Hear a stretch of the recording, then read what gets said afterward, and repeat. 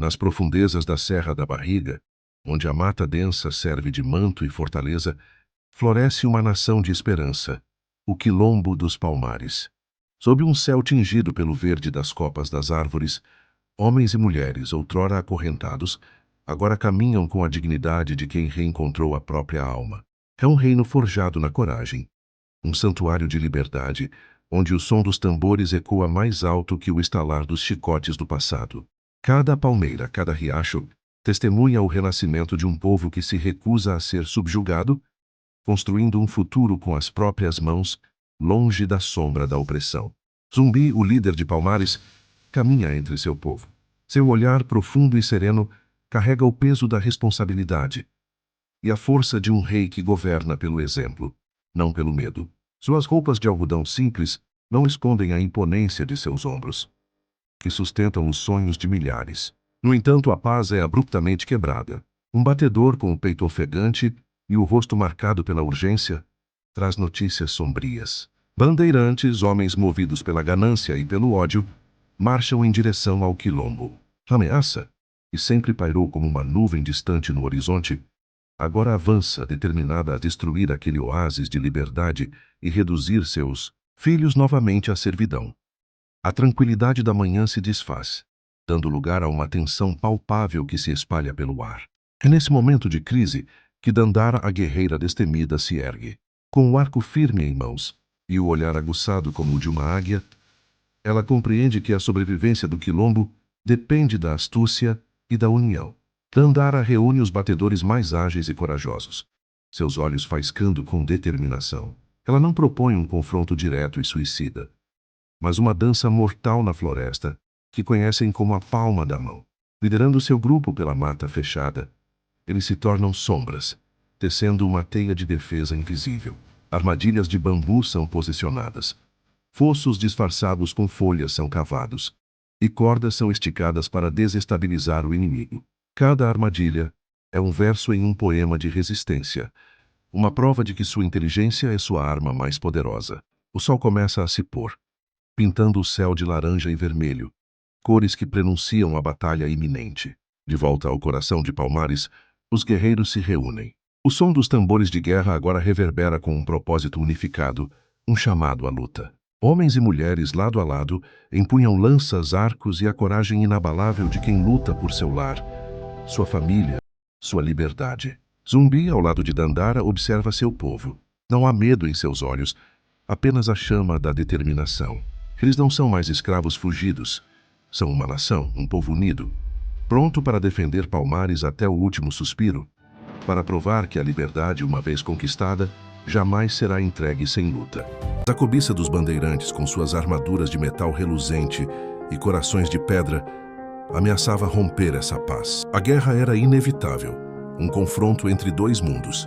A batalha começou ao alvorecer, um choque brutal de aço contra a astúcia da floresta. As armadilhas engenhosas, espalhadas pela mata por mãos quilombolas, funcionaram. Homens caíam, surpreendidos pela terra que lutava ao lado de seus filhos. Contudo, a maré de invasores era implacável, superando em número e em armas os defensores de Palmares. No epicentro do caos, uma guerreira se destacava. Dandara, jovem e feroz, movia-se como uma pantera entre as árvores, seu facão uma extensão de sua vontade indomável.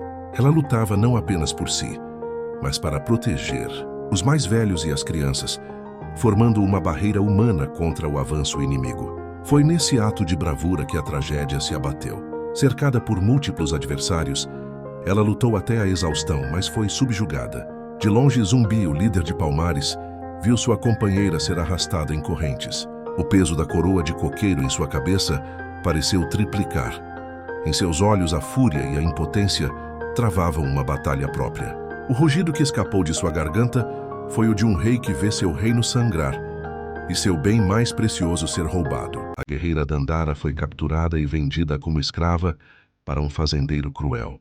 Forçada a trabalhar na lavoura sob o olhar de um capataz impiedoso, ela logo foi levada para a casa grande, como mucama.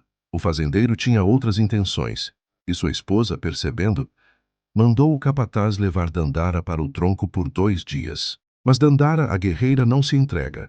Levaram meu corpo, mas não minha mente. Nesta fazenda que cheira a opressão, cada dia é uma batalha silenciosa. Retirada do tronco, Dandara foi levada para a cozinha, um novo campo de batalha. O fazendeiro, com seu olhar predatório, começou seu assédio implacável. Cada recusa dela era recebida com a mesma punição cruel. O tronco. Era um ciclo de tortura para quebrar seu espírito. Mas a cada vez, mesmo com o corpo ferido, Dandara se recusava a deixar sua alma de guerreira se render aos caprichos dele. No silêncio opressor da senzala, a notícia caiu sobre Dandara como um trovão em céu sem nuvens. Sozinha, ela descobriu a semente de uma nova vida crescendo dentro de si. Um segredo guardado a 7 chaves. Em seu rosto, um turbilhão de emoções se desenhava. O choque inicial, a dor profunda da incerteza, mas por baixo de tudo, um brilho de determinação feroz acendeu em seus olhos. Aquela criança não conheceria as correntes. A gravidez não foi um fardo, mas a forja de uma nova guerreira. Dandara transformou seu corpo em um templo de resistência. Cada dia era um ritual de treinamento incansável, onde ela adaptava seus golpes de capoeira, sua agilidade e sua força à sua nova condição. A barriga que crescia não a enfraquecia. Pelo contrário, tornou-se sua maior motivação, a razão palpável para lutar por um futuro livre. Ela se movia pelas sombras, tecendo alianças com outros escravizados, sussurrando planos de rebelião e esperança. Sua liderança, silenciosa e potente, unia os corações oprimidos sob a promessa de liberdade. A hora da verdade chegou sob o manto escuro de uma noite sem lua. O ar estava denso de tensão e coragem. Com a agilidade de uma pantera, Dandara guiou um pequeno grupo através das plantações, um êxodo silencioso em direção à liberdade. A fúria nos olhos do fazendeiro era um inferno na terra. Gritou para a esposa, que chorava encolhida num canto. A promessa soou como uma sentença de morte. Ele traria a criança de volta, custasse o que custasse. 20 homens foram reunidos no pátio. Um bando de mercenários com olhos frios, liderados por um capataz cuja crueldade era conhecida por léguas. Uma bolsa pesada de moedas foi erguida. Tragam-me o meu filho e a mulher, vivos ou mortos. A caçada havia começado. A tropa varria a mata como um enxame de gafanhotos, destruindo tudo em seu caminho. O capataz, com seu faro animal, guiava-os por trilhas quase invisíveis. Mas Dandara era filha daquela floresta. Seus pés não faziam barulho no chão coberto de folhas. Seu corpo se mesclava às sombras das grandes árvores. Com o filho pequeno amarrado ao peito, ela se movia como um sussurro no vento. Cada som da mata era um alerta. Cada galho quebrado sob as botas dos perseguidores acelerava seu coração. O choro do bebê era abafado contra seu peito, um som perigoso que ela acalmava com canções silenciosas e o balanço de seu corpo ágil. A tensão era palpável, um nó na garganta de Dandara. Em um momento, ela se espremeu em uma fenda estreita entre duas rochas, prendendo a respiração enquanto as vozes dos homens passavam a poucos metros de distância, o cheiro de suor e tabaco invadindo seu esconderijo.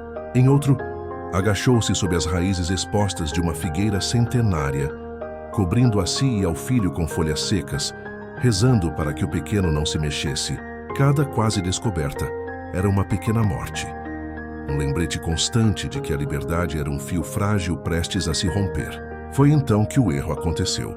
Um pequeno pedaço de pano, rasgado da manta que envolvia seu filho, ficou preso em um espinheiro. O capataz o viu. Seus olhos brilharam com uma malícia triunfante. Ele levou o tecido ao nariz, sentindo o cheiro de leite e de mãe. Um sorriso perverso cortou seu rosto sujo de terra. "Para lá", ordenou ele, apontando para a direção que Dandara havia seguido. A perseguição, antes metódica, agora se tornara frenética. O som das botas e dos gritos ecoava mais perto, mais alto, mais ameaçador. O cerco se fechava. Dandara sentia o cheiro dos seus caçadores no vento. Ouvia seus gritos de vitória antecipada. A corrida desesperada a levou ao limite da terra. Um penhasco monumental que se abria para um vazio vertiginoso. Não havia mais para onde ir. O rio muito abaixo era uma serpente de águas turbulentas.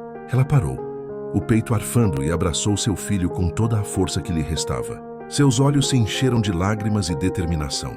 Virando-se para encarar o som crescente dos seus perseguidores, ela se preparou. A fuga havia terminado. A luta estava prestes a começar.